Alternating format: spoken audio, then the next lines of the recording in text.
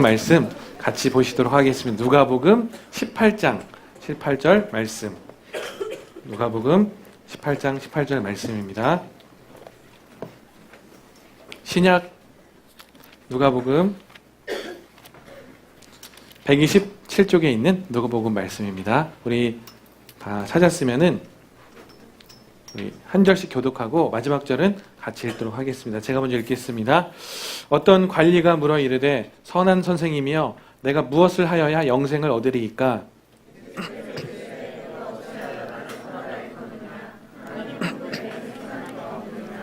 내가 계명을 안 하니 간음하지 말라, 살인하지 말라, 도둑질하지 말라, 거짓 증언하지 말라, 내 부모를 공경하라 하였느니라. 예수께서 이 말을 들으시고 이르시되 내게 아직도 한 가지 부족한 것이 있으니 내게 있는 것을 다 팔아 가난한 자들에게 나눠주라. 그리하면 하늘에서 내게 보화가 있으리라. 그리고 와서 나를 따르라 하시니 예수께서 그를 보시고 이르시되 재물이 있는 자는 하나님의 나라에 들어가기가 얼마나 어려운지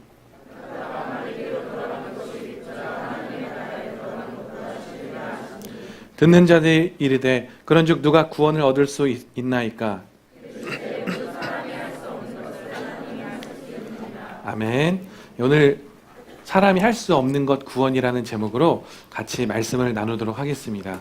원래 사도행전을 가야 되는데 여러 지체들이 마가복음 10월 큐티를 하면서 이게 궁금하다고 물어본 사람이 많아서 이렇게 일일이 한 명씩 대답해 주기보다 아예 이렇게 설교를 통해서 전부 다 같이 이 은혜를 나눴으면 좋겠다 이런 마음으로 우리 부자 청년 관리의 이 구원에 관한 이야기를 같이 나눠보도록 하겠습니다. 지난 주간은 특세였는데 특세 한 번 이상 참석한 사람 한번 손 들어볼까요? 특세 한 번이나 참석했다.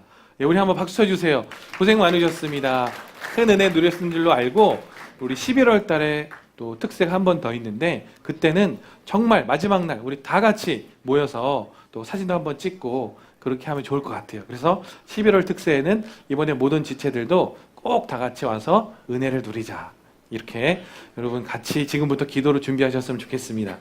자, 오늘 이 마가복음에 나온 또 누가복음에도 나온 그리고 마태복음에도 나온 부자 청년 관리 굉장한 사람이었어요. 저는 이 성경을 읽을 때 신약에서 제일 안타까운 사람 바로 이 사람이라고 생각합니다. 많은 사람이 안타깝지만 정말 안타까워요. 예수님이 그를 보시고 사랑하사 그를 사랑하시기까지 했어요. 너무 안타깝고 그래서 제가 봤을 때 신약의 2대 엄친아 중에 한 명이 아닌가. 한 명은 사도 바울, 한 명은 이 사람. 왜냐하면 없는 게 없던 사람이었거든요. 사도 바울도 마찬가지고 이 사람도 마찬가지고 정말 구원에 다다른 사람, 정말 정말 살짝 넘으면 구원받을 만한 그런 사람인데 이 사람에게 무슨 일이 일어난 걸까? 같이 이 사람에게 일어난 일을 보면서 구원이란 것은 내 힘으로 하는 게 아니라 오직 십자가의 은혜구나. 이것을 우리가 보도록 하겠습니다. 자, 이 사람은 어떤 사람이었나? 한번 우리 18절 한번 읽어볼까요? 18장 18절 시작. 어떤 관리가 물어 이르되 선한 선생이며 내가 무엇을 하여야 영생을 얻으리이까? 어떤 관리라고 나왔는데 마태복음에도 나오고 마가복음, 누가복음에서 나와요. 이 공관복음이라는 새 복음서에 동일하게 나옵니다. 여러분 새 복음서에 동일하게 나오는 사건이 그렇게 많이 없어요. 그 정도로 이 사람의 얘기는 정말 새 기자가 다 아주 중요하게 다루고 있는 그런 모습인데 그 새 본문을 다 비교해 봤을 때 이 사람이 어떤 사람인지 신상털기를 한번 해볼 수 있습니다. 이 사람은 어떤 사람인지 일단 누가복음 18장 관리였다 이랬죠. 관리는 그냥 어떤 공무원 그런 수준이 아니라 그 마을의 회당을 다스리는 회당장이었어요. 회당이 어떤 곳이냐? 예루살렘의 성전이 유대인들의 중심지였지만 이 성전은 예루살렘에만 있어서 지방에 사는 사람들은 거기를 갈 수가 없었어요. 그래서 동네마다 회당이라는 것을 유대인 10명 이상 지어지면 10명 이상이 모이면 반드시 회당 하나가 세워지게 되었습니다. 그 회당, 그래서 이 회당은 일단은 집회실의 기능, 예배실의 기능, 그리고 또 마을 회의하는 기능, 또 학교의 기능, 또 여러 가지 마을회관, 투표소, 마을의회 다목적으로 쓰이는 마을의 중심 공동체, 중심 장소가 바로 회당이었어요. 그래서 이 회당을 다스리는 사람, 회당을 관리하는 사람은 아무나 안 시켰어요. 어느 정도 인품이 증명되고 또 어느 정도 신앙이 증명되고 가장 열심히 잘 믿는 사람, 가장 경건한 사람, 가장 선한 행실을 많이 하는 사람, 가장 존경받는 사람, 그런 사람이 회당의 관리, 회당장을 맡았습니다. 그런데 오늘 이 사람의 직분이 뭐냐? 마을에서 가장 존경받고 가장 경건하고 가장 선한 행실을 많이 한 그 사람, 바로 이 청년이었습니다. 그런데 또 마태복음에 보면은 이 사람이 뭐라고 나오냐? 청년이라고 해요. 청년. 19장, 마태복음 19장 22절. 그 청년이 큰 부자이므로 청년이었어요.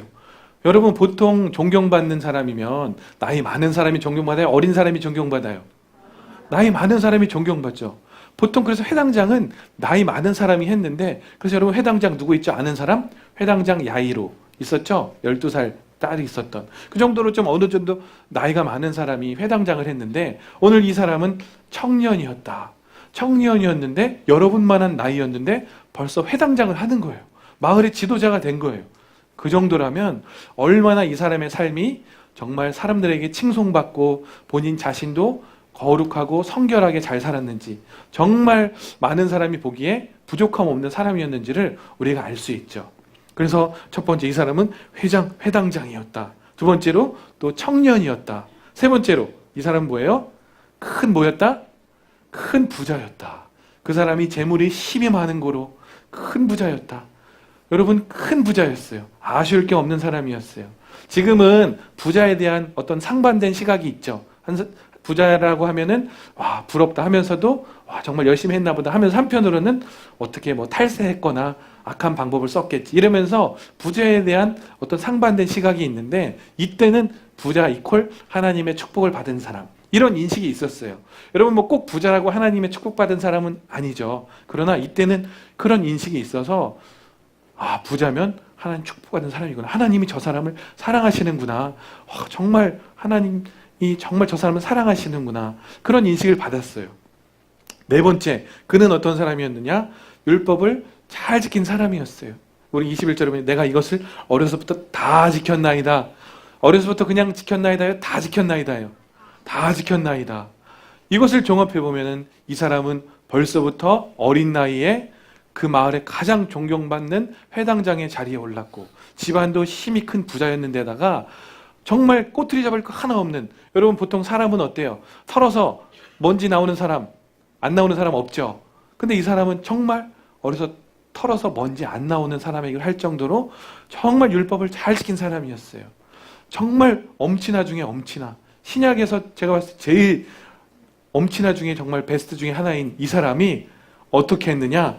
18절에 보니까 이 예수님께 나왔어요. 그런데 마가복음에 보면은 이 사람이 10장 17절에 예수께서 길에 나가실새 한 사람이 달려와서 꿇어앉아 묻자오되. 예수님께서 다니실 때 혼자 다녔어요? 많은 사람을 데리고 다녔어요? 많은 사람을 데리고 다녀요. 기본적 12명에다가 70인 전도대도 있었다 그랬고, 또 예수님이 고쳐주심을 바라는 많은 사람, 가는 곳마다 구름대 같은 인파가 몰려다녔어요. 그런데 이 예수님께 길에서 나가실 때 많은 사람이 옆에 있을 때 이 마을에 가장 존경받는 이 부자 청년 관리가 예수님께 걸어왔어요? 뛰어왔어요? 뛰어왔어요. 우리 마가복음 10장 17절, 한 사람이 달려왔다 그랬어요. 정말 전력 질주해서 예수님께 왔어요. 여러분, 우리나라 조선시대 때도 양반은 절대로 뭐하지 않아요? 뛰지 않아요. 이때도 마찬가지였어요. 절대로 지체 높은 사람은 뛰는 것은 곧 수치로 생각했어요. 절대 뛰지 않았어요. 근데 마을에서 가장 존경받는 이 사람이 수치를 무릅쓰고 예수님께 뛰어왔어요. 뿐만 아니라 뛰어와서 서 있는 게 아니라 어떻게 했다? 꿇어앉아 여짜오되. 꿇어앉았어요. 그 수많은 사람들이 보는 앞에서 자기가 가장 존경받고 가장 사람들로부터 인정받는 그 사람이 모든 자신의 명예와 자신의 칭송을 다 버리고 뛰어오면서 꿇어앉았다는 것은 이 사람 안에 뭐가 있었다? 정말 갈급함이 있었다는 거죠. 예수님을 발견하고 자신의 평생 쌓아온 그런 체면과 그런 사람들의 칭송을 버릴 정도로, 맞바꿀 정도의 강한 예수님을 향한 갈망이 있었다는 거예요. 무슨 갈망이었을까? 이 사람이 예수님께 물어봤죠. 선생님이여, 선한 선생님이여, 내가 무엇을 하여야 영생을 얻으리이까? 무엇에 대한 갈망? 영생에 대한 갈망이 있었다는 거예요. 여러분, 이 얘기를 들었을 때 제일 깜짝 놀랐던 사람, 옆에 있던 그 마을 사람들이 너무 깜짝 놀랐겠죠. 왜 그랬을까? 이 사람은 가진 것이 너무나 많고 정말 조건으로는 최고였어요. 누가 봐도 회당장에 저렇게 어린 청년이 저렇게 훌륭한 인품을 가지고 있고 집도 큰 부자고 율법도 잘 지켜서 아쉬울 것 하나 없는 사람이 옆에서 보면은 와, 저 사람 진짜 행복하겠다. 정말 부러운 게 없는, 남 부러울 것 없는 사람이 나도 저 사람처럼 살고 싶다. 저 사람은 진짜 하나님이 정말 사랑하시는 사람인가 봐. 아무도 누구도 이 사람이 영생에 대한 갈망이 있는 줄 상상도 못했을 거라는 거예요. 많은 사람이 이 사람은 저 사람은 진짜 구원이 1순위지. 저 사람은 영생을 얻을 때 제일 먼저 하나님 영생 줄 사람이지. 이렇게 생각했는데 정작 이 사람 자신은, 정작 이 사람 안에는 뭐가 있었어요? 영생이 없었다는 거예요. 그 불안과 그 염려와 그 마음속에 채워지지 않은 갈급함이 이 사람 안에 있었다는 겁니다. 수많은 사람들은 그 사람을 보며 부러워하고 구원 1순위, 영생 1순위라고 생각했겠지만 정작 이 사람 안에는 허무함과 갈급함과 많은 사람들로부터 행복하다고 자기는 행복하지가 않아. 왜? 내 안에 뭐가 없으니까. 영생이 없다는 걸 자기가 느끼니까 그렇게 불안하고 그렇게 채워지지 않는 이 공허함 때문에 몸서리를 치고 있었던 것입니다. 그렇기 때문에 예수님을 발견했을 때 자신의 체면과 평생 쌓아놨던 커리어들을 다 버리고 예수님께 달려가 꿇어 엎드린 것이죠. 그리고 예수님께 묻는 말이 무엇이냐? 선한 선생님이여. 선한 선생님이라고 했어요. 여러분, 이 얘기를 볼 때 선한 선생님이라고 물으니까 예수님이 왜 나를 선하다 그러느냐 이렇게 얘기하고 또 예수님이 율법을 지켜라. 여러분, 예수님은 믿음과 은혜를 얘기하시는 분이죠. 그런데 예수님 뭘 지키라 그랬어요? 구원 어떻게 얻어요? 율법을 지켜라. 이렇게 왜 예수님 이런 얘기를 하셨을까? 이제 잘 들어보세요. 자, 예수님께 선한 선생님이요 이렇게 물어봤어요. 여러분, 여기 선한 선생님이요 이 말은 원래 헬라어로는 디다스칼레 아가테 이렇게 하는데 뭐냐? 디다스칼로스 선생님, 그리고 아가테 선한. 이게 여기 히브리 이 헬라어에는 선한이란 단어가 두 개 있어요. 하나는 아가토스, 하나는 칼로스. 칼로스는 겉보기에 좋은 거. 그런데 아가토스는 뭐냐? good in essence. 본질적으로 선한 것. 그래서 이 아가토스라는 단어는 이 유대인들의 문헌을 다 봐도 역대 문헌 중에 사람에게 대하여서 선하다, 이 아가토스라는 단어가 쓰인 적이 없어요. 이 아가토스라는 단어는 하나님께만 쓰일 수 있는 단어였어요. 그런데 이 사람이 예수님을 칼로스, 디다스칼로스라고 부른 게 아니라 뭐예요? 선한 아가토스 디다스칼. 하나님께만 쓰일 수 있는 그 수식어를 예수님께 붙이고 있어요. 그럼 이 사람은 예수님에 대해서 어떻게 알고 있었다는 거예요? 이분은 하나님이시다. 또는 적어도 하나님과 연관된 분이시다 라는 그런 하나님에 대한 인식이 이 사람 안에 있었다는 거예요. 그러니까 달려와서 자기 모든 평생의 커리어를 다 버리고 무릎 꿇고 그렇게 달려오죠. 이 사람은 지금 어때요? 구원에 대해 정말 눈앞에 구원이 있어요. 평생 율법을 잘 지키고 경건하게 살아왔죠. 또 이 사람이 구하는 게 뭐예요? 저 잘 되게 해주세요. 돈 많이 벌게 해주세요. 이런 거 아니죠. 이 고을뿐만이 아니라 다른 고을에서도 더 많이 명성을 얻게, 이런 유치한 수준이 아니라 이 사람이 바라는 게 뭐예요? 영생을 얻고 싶습니다. 바른 목적이 있었죠. 누가 봐도 참 올바른 목적을 갖고 있었죠. 누가 봐도 올바른 삶을 살아왔어요. 더군다나 이 사람 앞에 있는 분이 지금 누구예요? 길이요 진리요 생명이신 예수님 앞에 그것을 물어봤으니까 이거는 진짜 이 사람 구원받았겠구나 이렇게 생각할 수가 있겠죠. 그런데 결과는 우리가 생각하는 것 뛰어넘는 전혀 예상치 못한 결과가 나온다는 거예요. 선한 선생이며 어떻게 영생을 얻으리까? 예수님이 뭐라 그랬어요? 19절 한번 읽어볼까요? 시작. 예수께서 이르시되 내가 어찌하여 나를 선하다 일컫느냐? 하나님 한 분 외에 선한 이가 없느니라. 이것은 예수님이 왜 이렇게 얘기하셨을까? 이 사람이 선한 선생님이요 이렇게 물으니까 네가 나에게 아가토스라는 하나님만 붙일 수 있는 것을 나한테 붙이네? 넌 내가 하나님인 줄 네가 알고 지금 그렇게 묻는 거냐? 이렇게 이 청년에게 물어보시는 거예요. 그래서 예수님 난 선하지 않다 이런 얘기 한 게 아니라 예수님이 내가 선하다 안 선하다 이런 얘기 안 하셨죠. 선한 거 인정하시는데 너 지금 네가 하는 얘기가 내가 하나님인 줄 알고 하는 얘기냐? 이렇게 묻는 거 첫 번째. 두 번째는 네가 나를 하나님으로 알고 또는 하나님과 관련된 분으로 알고 나에게 요청하니까 내가 하는 말을 너는 꼭 지켜라. 이렇게 얘기하고 계세요. 이렇게 예수님이 하나님 한 분에 선한 이가 없는데 나를 선하다 그래? 너 내가 하나님인 줄 알고 하는 거야? 그리고 너 하나님인 줄 알면 내가 지금부터 하는 얘기 너 꼭 지켜라. 이렇게 하면서 이 사람한테 얘기하죠. 그러면서 하는 얘기가 20절. 내가 계명을 하나니 간음하지 말라. 또 살인하지 말라. 이게 어디 나와요? 십계명이 나오죠. 십계명은 율법의 이 총화, 에센스가 바로 십계명인데 십계명을 얘기해 줬어요. 결국 예수님이 율법 지켜라 이러고 있죠. 여러분 왜 예수님이 은혜를 얘기하시는 분이 믿음으로 구원받는다고 하시는 분이 율법을 지키라고 하고 있을까?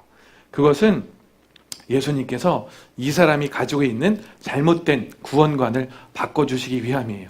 이 사람은 예수님께 뭐라고 물어봤어요? 내가 무엇을 하여야 영생을 얻으리이까? 마태복음에 보면은 내가 무슨 선한 행실을 하여야 영생을 얻으리이까? 이렇게 나와요. 이 사람의 마음속에 구원이란 것은 어떻게 해야 얻는다? 선한 행실을 해야 얻는다. 이 사람은 구원을 선한 행실로 받는다고 영생은 선한 행실을 통해 얻어지는 것이라고 생각하고 있었어요. 여러분, 구원이 선한 행실로 얻어지는 것이에요? 아니죠. 잘못된 것을 그게 아니야. 구원은 선한 행실로 얻는 게 아니라 이런 얘기를 하시기 전에 더 스무스하게 더 자신의 잘못됨을 깨달으라고 예수님이 그래 네가 그렇게 구원 얻고 싶다고? 너 선한 행실로 구원 얻는다고? 그래 그럼 율법 네가 지켜봐라. 그래서 살인하지 말라, 또 간음하지 말라 이런 얘기를 하셨어요. 그랬더니 이 사람이 뭐라고 대답했느냐? 21절 같이 읽어볼까요? 시작. 여짜오되 이것은 내가 어려서부터 다 지켰나이다. 자기가 어려서부터 다 지켰다 그랬어요. 이 사람은 정말로 나름대로 이 사람이 이렇게 꿇어 엎드려 달려와 살 정도면 거짓말하는 사람이겠어요? 아니면 진심으로 하는 얘기겠어요?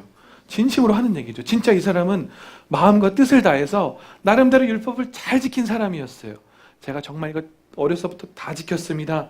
그것도 뭐예요? 그냥 지켰다 아니라 다 지켰다. 어려서부터 이런 얘기 했죠.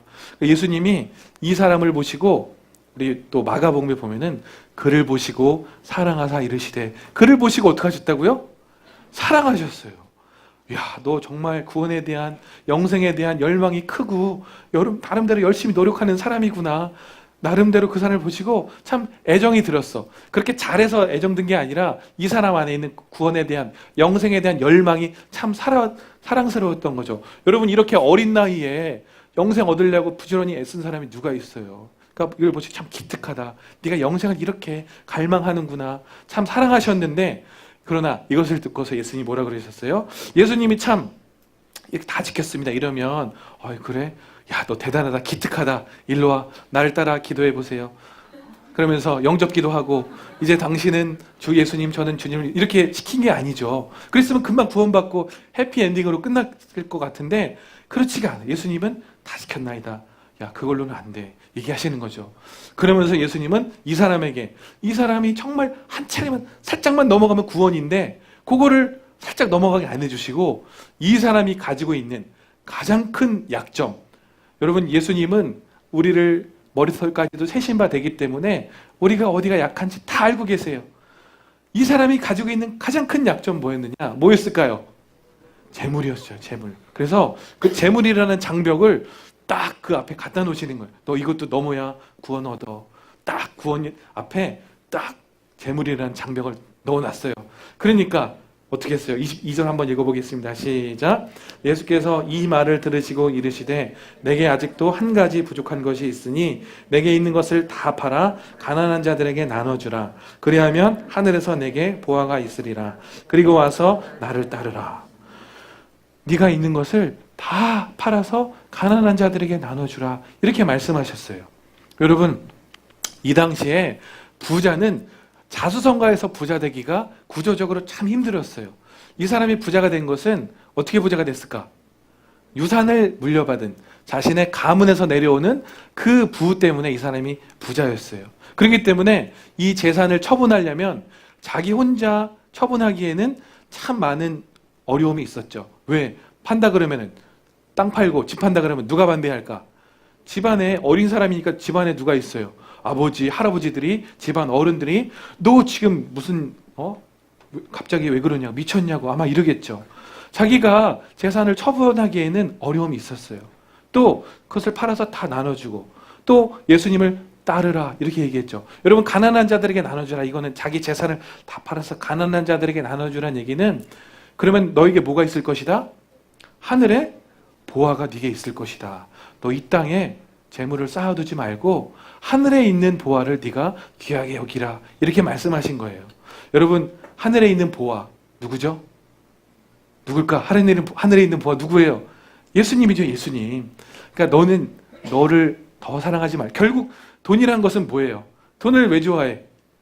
돈 왜 좋아해요? 돈이 나에게 뭘 해주니까? 나의 모든 욕심과 모든 욕망을 해결해 주니까 돈을 좋아하는 거죠. 결국 돈을 사랑하는 것은 뭘 사랑하는 거예요? 자기를 사랑하는 거예요. 여러분 마찬가지예요. 여러분 오늘 그 뉴스 보니까 SNS 중독자는 결국 자기 자신을 너무 사랑한다는 그런 뉴스가 나오더라고요. 그 하버드 대학 연구팀이 분석해 보니까 결국 SNS를 하는 사람, 뭐 페북이나 트위터를 놓지 못하는 사람은 자기 자신에게 중독된 사람이라고 그렇게 결론을 내렸어요. 자꾸 나에 대해서 막 얘기하는 거 좋아하고 나 뭐 좋아요 누르지 싫어요 누르는 사람 있어요? 보면 좋아요만 있으니까 좋고 내가 인정받고 내가 관심받고 이런 거 좋으니까 자기 자신에게 중독되는 거다. 하버드 연구팀이 그렇게 했다 그러죠. 돈도 마찬가지고 그런 뭐 SNS도 마찬가지. 다른 건 명예도 마찬가지고 또 이런 거 뭐 학벌도 마찬가지. 다 마찬가지예요. 결국은 돈 사랑, 명예 사랑, 또 뭐 SNS 사랑, 또 학벌 사랑 이거 다 결국 누구 사랑? 결국은 누구 사랑이에요? 결국 자기 사랑이에요. 그래서 너는 널 사랑하지 말고 다 나눠주고 누구를 따르라? 나를 따르라. 예수님 따르라. 라고 예수님이 말씀해 주신 거죠.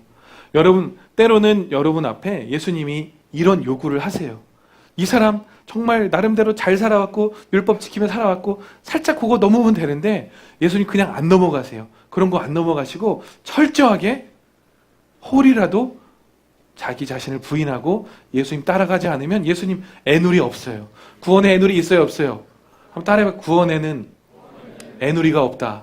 애누리 없어. 이것만 좀 봐주세요. 그런 거 없어요. 이 사람은 얼마나 정말 구원에 정말 살짝만 넘어가면 되잖아요. 근데 예수님이 애누리 없이 바로 검증하시고 자기를 사랑하는 것보다 나를 더 아무도 이 사람이 그 안에 재산에 대한 이런 탐심이 있는 걸 마을 사람들 아무도 몰랐을 거예요. 그러나 예수님은 알고 계시죠. 그래서 너 이거 넘기까지는 너 구원 안 돼. 그래서 탐심, 결국에는 자기 사랑, 이것을 넘어 예수 사랑으로 가지 않으면 너에겐 구원이 없다. 이렇게 영생이 없다. 이렇게 말씀하신 것이죠. 그래서 그리고 와서 나를 따르라. 이렇게 말씀하셨어요. 여러분, 예수님을 믿는 것, 이것의 전제는 나를 부인하는 것이 전제가 돼요. 나도 사랑하고 예수님도 사랑할 수가 없어요. 재물과 하나님을 겸하여 섬길 수 없다고 말씀에 나와 있죠. 마찬가지예요. 나도 사랑하면서 예수님도 사랑할 수가 없어요. 나를 부인하면서 예수님을 사랑하는 것이 진정한 예수 사랑입니다. 여러분 많은 사람들이 예수님 사랑한다 하면서 그 예수님을 나의 사랑의 도구로 쓰는 사람이 얼마나 많이 있습니까? 진정한 예수 사랑은 나를 부인하고 예수를 사랑하는 것이 진정한 예수 사랑입니다. 그래서 성경에서도 예수님을 따르는 것에 대한 얘기가 많이 나왔죠. 누구든지 내게 오는 자가 자기 부모와 처자와 형제와 자매와 더욱이 자기 목숨까지 미워하지 아니하면 능히 내 제자가 되지 못하고, 누구든지 미워하라 그랬어요. 진짜 미워해서 막 때리고 욕해야 되나? 그게 아니라 예수님을 얼마나 사랑하면 부모님이나 친구, 가족 사랑은 미움이라고 할 정도까지 그 정도로 비교가 안 되게 예수님을 사랑하라고 하는 겁니다. 그 정도로 예수 사랑. 야, 예수님 사랑하는 거에 비하면 내가 부모님 사랑하는 건 이제 미움이라고 할 수 있을 정도구나 할 정도로 예수님을 그 어느 것보다, 그 누구보다 뜨겁게 사랑하는 그 사랑. 그 사랑이 없으면 내 제자가 되지 못한다 그랬습니다. 또 누가복음 9장 23절 아무든지 나를 따라오려거든 자기를 부인하고 날마다 제 십자가를 지고 나를 따를 것이니. 뭘 부인하고? 자기를 부인하고, 자기를 날마다 부인해야 돼요. 날마다 나를 죽여야 돼요. 날마다 내 자아를 날마다 내 안에 있는 겉사람, 내 안에 옛 자아를 날마다 죽여야 돼요. 날마다 부인해야, 그래야 내가 예수님을 따를 수 있다. 이렇게 말씀하셨습니다. 그래서 여러분, 나를 죽이면 죽는 거 아니에요? 아니에요. 예수님 말씀하신 누가복음 9장 24절에 누구든지 제 목숨을 구원하고자 하면 잃을 것이요, 누구든지 나를 위하여 제 목숨을 잃으면 구원하리라. 자기 목숨을 날마다 잃으면 어떻게 되리라? 예수님이 구원하리라. 정말 여러분, 구원의 방법, 구원의 길은 뭐냐? 나를 부인하고 날마다 자기 목숨을 잃는 것, 이것이 예수님이 말씀하시는 구원의 길이라는 겁니다. 여러분, 이 부자는 부자였죠? 자, 한번 이 사람 그래서 어떻게 해서 23절 같이 읽어볼까요? 시작. 그 사람이 큰 부자이므로 이 말씀을 듣고 심히 근심하더라. 다른 복음서 근심하며 가더라. 갔어요. 그 이후에 이 사람 얘기는 성경에 나오지 않아요. 이 사람이 만약에 여기서 회개하고 나눠주고 베드로처럼 그물도 버리고 다 따랐다면 어떻게 됐을까? 너무 안타까워요. 바울처럼 어떻게 됐을까? 정말 바울도 똑같은 상황이 바울이죠. 최고의 학벌, 최고의 집안, 최고의 로마 시민권. 근데 바울은 그것을 다 배설물처럼 여기고 예수님 따랐어요. 이 사람이 그랬으면 얼마나 좋았을까? 참 아쉽습니다. 어쨌든 심히 근심하며 갔어요. 그 후에 이 사람은 성경에 나오지 않습니다. 예수님이 이제 그를 보시고 이르시되, 24절 같이 한번 읽어볼까요? 시작. 예수께서 그를 보시고 이르시되 재물이 있는 자는 하나님 나라에 들어가기가 얼마나 어려운지. 25절. 낙타가 바늘기로 들어가는 것이 부자가 하나님 나라에 들어가는 것보다 쉬우니라 하시니. 여러분, 여기서 부자가 근심하며 갔습니다. 예수님은 부자가 하나님 나라에 들어가는 것은 낙타가 바늘기 들어가는 게 것만큼이나 어렵다 이랬습니다. 여러분, 이 중에 부자 있죠? 우리 집에 돈 많은데 나 천국에 못 들어가나? 하는 사람이 있죠? 또 이 중에 어떤 사람은 우리 집은 가난하니까 나는 들어가겠네. 이렇게 안심하고 있다면 완전 잘못된 생각이에요. 그러면 집안에 우리나라 얼마 조사 보니까 뭐 10억 있으면 부자의 뭐 그런 사회 조사에 우리 집 재산 10억 5천만 원인데 나 어떡하지? 걱정할 필요가 없어요. 그 부자가 아니야. 그 부자를 예수님이 여기서 얘기하신 것만이 뭐 그렇게 생각할 수도 있겠는데 그게 아니라 더 말하는, 예수님이 말하는 부자는 뭐냐? 여러분, 마음의 부자. 심령이 가난한 자는 어떻게 된다 그랬어요? 복이 있나니 뭐가 저희 것이다? 천국이 저희 것이다 그랬죠. 여기서 말하는 부자는 어떤 물질적으로 막 부자면 그게 아니라 마음이 가난하냐 마음이 부하냐 이거예요. 결국은 뭐냐? 내가 내 마음이 나의 선한 행실과 내가 쌓았던 공덕이나 나의 의로 가득 찼는지. 그런 사람은 부자죠. 부자야. 남에게 내세울 것도 많고 남들이 부러워해. 선하게 살았어. 이 사람 물론 재산 가치로도 부자지만 마음이 부한 자였어요. 내가 내세울 게 나 어렸을 때 다 지켰어요. 나 하나도 안 빼먹고 잘 지켜, 하지 말라는 거 안 하고 하라는 거 다 했어요. 얼마나 이 사람이 부자였겠어요.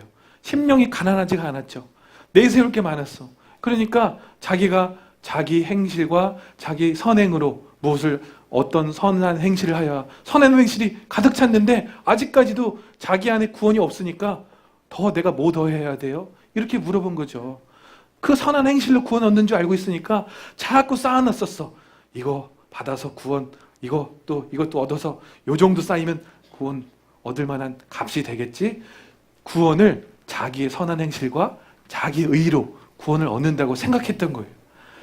그러나 예수님 말씀하시죠.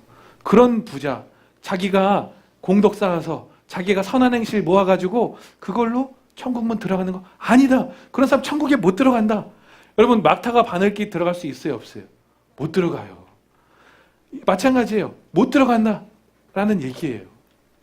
여러분, 우리 안에 이 중에는, 그래서 아까 얘기했죠. 집에 10억 넘어도 여러분 안심하세요. 왜? 집에 돈이 많아도 내 마음이, 내 심령이 가난하면 천국이 여러분 것인 줄로 믿습니다. 반면에 우리 집이 가난해. 당장 다음 달에 뭐 먹고 살지? 그래도 내가 이 가난한 와중에 내가 막 후원도 하고 막 교회도 잘 나오고 내가 그 하나님 나 이거 좋게 봐주고 사람들도 나 좋게 봐주지. 그러면 그 사람이 마음의 부자고 그런 사람은 낙타가 바늘기 들어가듯이 못 들어간다는 거예요. 여러분, 우리 안에 재산 유무와 상관없이 내 마음이 무엇으로 가득 차 있는지 보면 압니다. 내 마음이 나의 의로 가득 차 있다. 이런 사람은 부자 못 들어갑니다. 내 마음이 예수님의 의로 가득 차 있다. 가난한 사람, 내 거 하나도 없어. 다 남의 거, 누구 거, 예수 거. 예수님의 의, 그거 있으면 그 사람은 들어가. 심령이 가난한 자는 천국이 저희 것이라는 겁니다. 여러분, 그래서 사람이 어떻게, 물어봤어요. 여기 나오죠? 그럼 사람들이 듣고 깜짝 놀랐어요. 26절 같이 한번 읽어보겠습니다. 시작. 듣는 자들이 이르되 그런즉 누가 구원을 얻을 수 있나이까. 사람들이 다 깜짝 놀랐어요. 아니 예수님, 저 존경받는 저 청년 부자 회당장이 구원 못 받으면 누가 구원을 얻어요? 그 사람들 안에는 이미 저 사람은 구원 1순위라고 생각했는데 예수님은 저 사람 낙타가 바늘기 못 통과하듯이 구원 받기 어렵다 얘기하시니까, 아니 예수님 그럼 누가 구원 받아요? 예수님이 뭐라고 말씀하시죠? 27절 같이 읽겠습니다. 시작. 이르시되 무릇 사람이 할 수 있는 것을 누가 하신다? 하나님은 하실 수 있다는 겁니다. 여러분, 사람이 스스로 맨정신으로 자기가 자기 부인 못해요. 자기가 자기 부인하는 사람이 누가 있습니까? 자기가 자기 더 내세우고 자기가 자기 더 드러내고 자기가 자기를 더 발전시키고 고양시키려고 그렇지 자기 부인하고 자기 목숨을 잃을 사람이 누가 있어요? 아무도 없습니다. 그러나 사람으로 할 수 없는 것을 하나님은 하시는 줄로 믿습니다. 그래서 조나단 에드워즈라는 사람은 이렇게 비유했어요. 예를 들어서 여러분, 토끼 앞에 최고급 1등급 한우를 그 앞에 놨어요. 토끼가 먹을까 안 먹을까? 안 먹어요. 여러분, 토끼는 먹을 수 있긴 있어요. 그냥 입에 넣고 꿀꺽 삼키면 먹는 거죠. 그러나 토끼는 아무리 자기가 굶어 죽을지언정 이 고기를, 최고급 1등급 한우 고기를 먹지 않아요. 왜 그럴까? 그 마음이 고기를 안 먹도록, 안 먹게 그렇게 마음이 정해져 있기 때문이에요. 마찬가지예요. 사람도 마찬가지예요. 아무리 사람이 갈급하고 영생에 대한 갈망이 있어도 하늘로서 내려온 산떡이신 그 예수님 앞에 갖다 놔줘도 그냥 사람으로서 먹을 수가 없어. 안 먹어. 왜? 내가 굶어 죽으면 죽었지 이 산떡 예수님 안 먹는다. 그러고 죽어요. 그러면 이걸 누가 바꿀 수 있느냐? 사람으로 할 수 없는 것을 하나님은 하시는 줄로 믿습니다. 우리는 예수님을 맨정신으로 먹을 수가 없어요. 그러나 어떻게 먹느냐? 내 안에 하나님께서 나를, 내 심령을 바꾸시고 내 본질을 바꾸시고 내 속사람을 바꾸셔서 도저히 먹을 수 없는 그것을 하나님은 먹게 하신다는 겁니다. 일반 사람은 먹지 않는 산떡을 우리로서는 먹게 성령의 은혜로 우리를 바꿔주신다는 거예요. 토끼가 고기를 먹는 것과 같은 그런 놀라운 은혜에 우리가 동참하게 된다는 거예요. 그래서 하나님도 성령을 통하여서 도저히 먹을 수 없고 먹기 싫게 마음이 굳어진 우리를 바꾸셔서 그것을 먹고 영생을 얻고, 그래서 나를 부인하고 맨정신으로 부인할 수 없는 이 사람이 자기를 부인하고 자기를 죽이고 예수를 더 붙잡는 이런 하늘로서 내려온 역사가 우리 안에 있게 된다는 것입니다. 그래서 여러분, 구원은 나의 선한 행실, 나의 공로로 할 수가 없어요. 평생 그렇게 살아도 할 수가 없어요. 구원은 오직 예수로 말미암고 예수님이 그 마음을 바꿔주지 아니하시면 우리는 여전히 죄 가운데 빠져 살 수밖에 없어요. 나름대로 구원을 얻어보려고 선한 행실과 또 지적인 성취와 또 나름대로의 여러 가지 의식과 이것을 통해서 얻어보려 하지만 다 바람을 잡으려는 것뿐입니다. 바늘길을 통과하려는 낙타의 몸부림일 뿐입니다.